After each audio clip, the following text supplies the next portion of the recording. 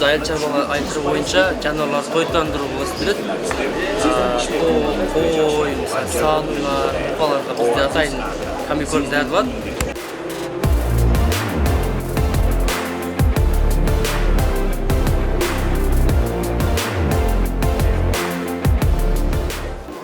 Мұндай ярмаркаларды әр жыл өткөрөбүз.